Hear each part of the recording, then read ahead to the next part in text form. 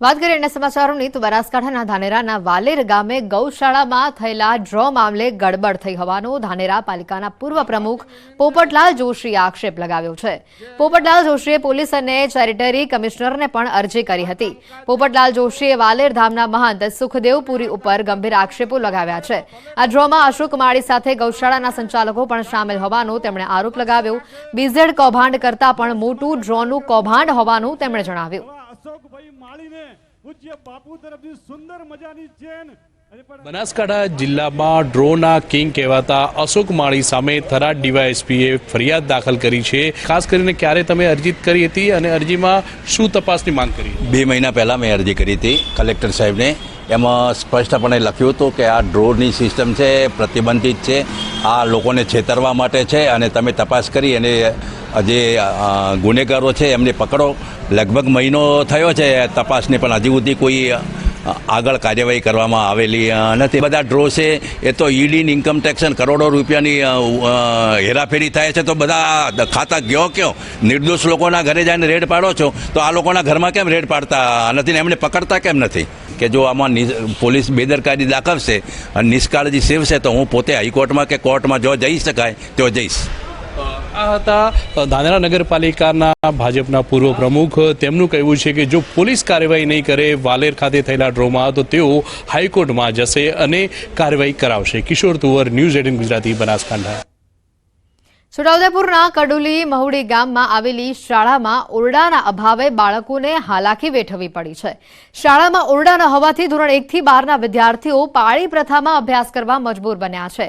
સવારની પાળીવાળા બાળકોનો અભ્યાસ ન બગડે તેના માટે બપોરની પાળીવાળા બાળકોની પ્રાર્થનાનો સમય લંબાવવામાં આવે છે। ક્યારેક માધ્યમિક શાળાના બાળકોને ખાનગી મકાનમાં અભ્યાસ કરાવવામાં આવે છે।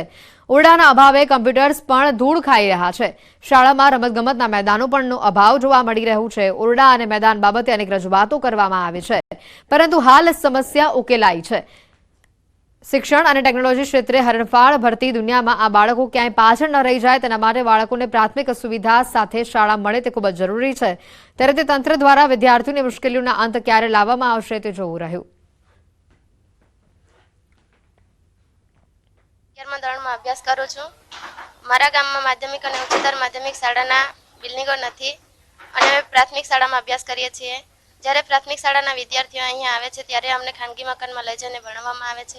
અહીંના શિક્ષકો પણ ખૂબ જ સારા છે, તે અમારે ચિંતા કરે છે, તેથી સરકારને એ વિનંતી છે કે તે અમને શાળાનું બિલ્ડિંગ બનાવી આપે। કડુલી મોડી પ્રાથમિક શાળામાં ધોરણ બાલવાટિકાથી ધોરણ 8 સુધી 130 બાળકો ભણે છે અને માધ્યમિકમાં 9 થી 12માં 110 બાળકો ભણે છે।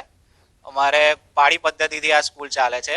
પ્રાર્થનાને શૈક્ષણિક કાર્ય અમે 11:30 સુધી પછી ચાલુ કરીએ છીએ। ત્યાં સુધી પ્રાર્થનાને સાંસ્કૃતિક કાર્યક્રમ કન્ટિન્યુ રાખીએ છીએ, એટલે અમારા ગામના જ બાળકો એમને વધારે સમય શિક્ષણ મળે એ માટે અમે 11:30 સુધી પ્રાર્થનાને કન્ટિન્યુ રાખીએ છીએ। છેલ્લા 7-8 વર્ષથી એક જ કેમ્પસમાં 2 શાળાઓ ચાલે છે। બિલ્ડિંગના હોવાના કારણે ઓરડા ઓછા પડે છે, એટલે લેબનો પણ પ્રશ્ન છે। હાલ તો અમે પ્રાથમિક શાળાની લેબનો ઉપયોગ કરીને બાળકોને શિક્ષણ કાર્ય આપીએ। બીજું કે અહીંયા થોડું મેદાનનો પણ પ્રશ્ન છે, એટલે બાળકોને જે સ્પોર્ટની એક્ટિવિટી કરાવી હોય તો એ પણ થોડો પ્રશ્ન ઊભો થાય છે। એટલે જો આ શાળાનું બિલ્ડિંગ પોતાનું બને તો બાળકોને તમામ સુવિધાઓ સાથે શિક્ષણ કાર્ય આપી શકાય। નસવાડી તાલુકાના અંતરિયાળ વિસ્તારમાં આવેલું કડોલી મોડી ગામ, જે ગામના વિદ્યાર્થીઓને અભ્યાસ તો કરવો છે, શિક્ષણ મેળવવું છે, પરંતુ ગામમાં ઉચ્ચ માધ્યમિક શાળા જ નથી, જેના કારણે શિક્ષકોએ ચિંતા કરી અને જે પ્રાથમિક શાળા છે તેઓની અંદર હાલ અભ્યાસ કરાવી રહ્યા છે। આપણે તસવીર બતાવવા માંગીશું।